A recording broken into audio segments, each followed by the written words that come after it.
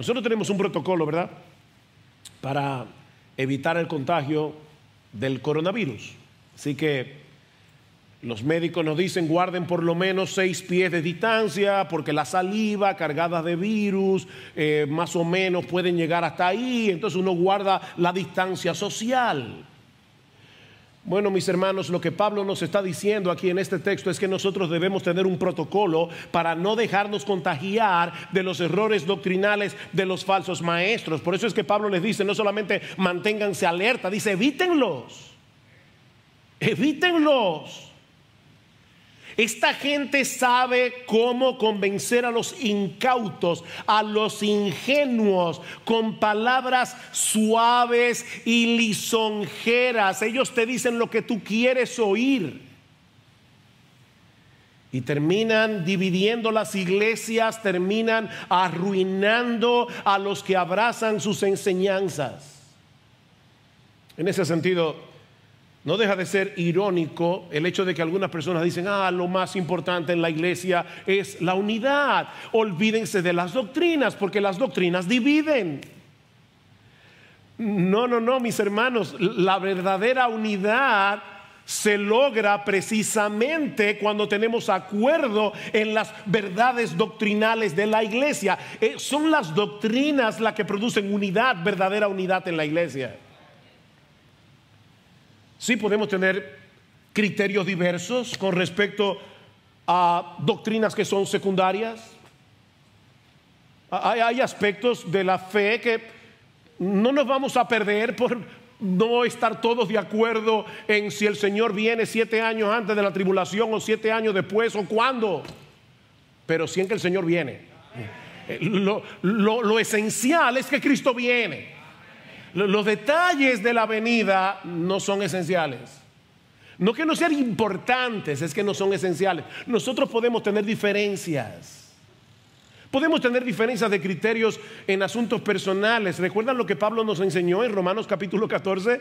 Uno piensa que no puede comer de todo, otro piensa que sí, uno piensa que no se debe beber vino, otro piensa que sí. Bueno, hay diferencias de criterios en la iglesia, no hay problemas. Pero no con respecto a las doctrinas fundamentales de nuestra fe. Lo que Pablo nos está diciendo aquí es: divídanse de los que los quieren dividir. Hay una división saludable. Divídanse, evítenlos, cuídense de los falsos profetas del evangelio de la prosperidad, por ejemplo. Cuídense de los falsos profetas, de los falsos apóstoles de la prosperidad.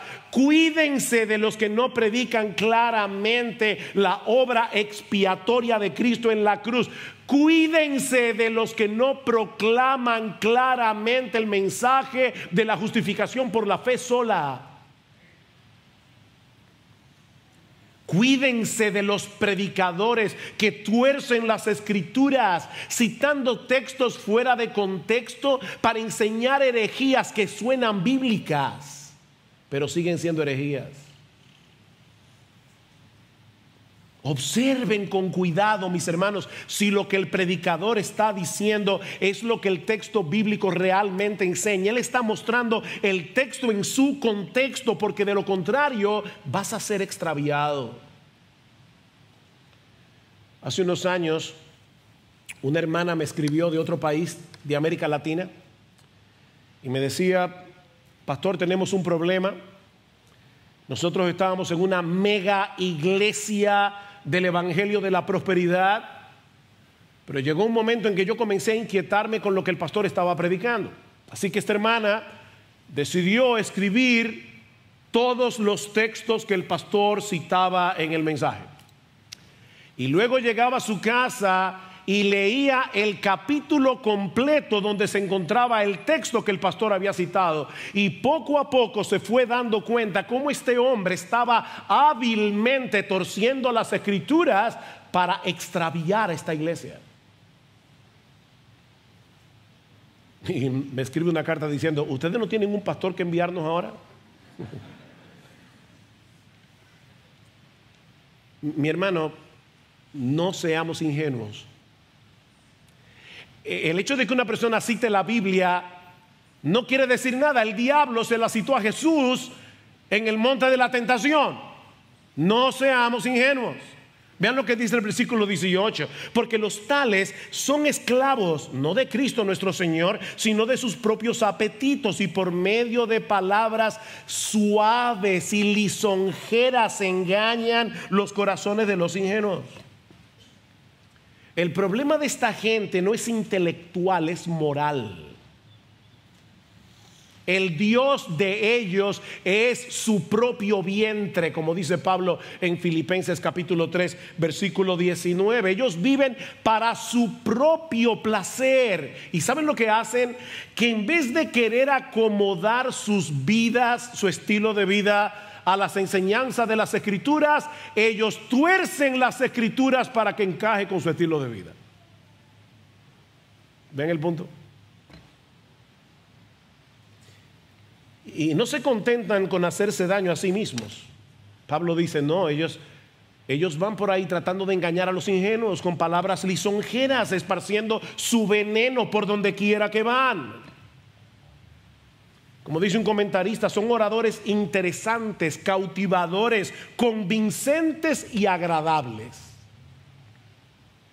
Y por eso, dice él, es fatal juzgar a una persona, a un maestro de las Escrituras, por su estilo, por sus modales, por su habilidad para hablar. Dice él, no, la verdad es el criterio para juzgar a los maestros de la palabra de Dios. Y repito, hermano, ningún creyente, ninguna iglesia está exenta de caer en esa trampa,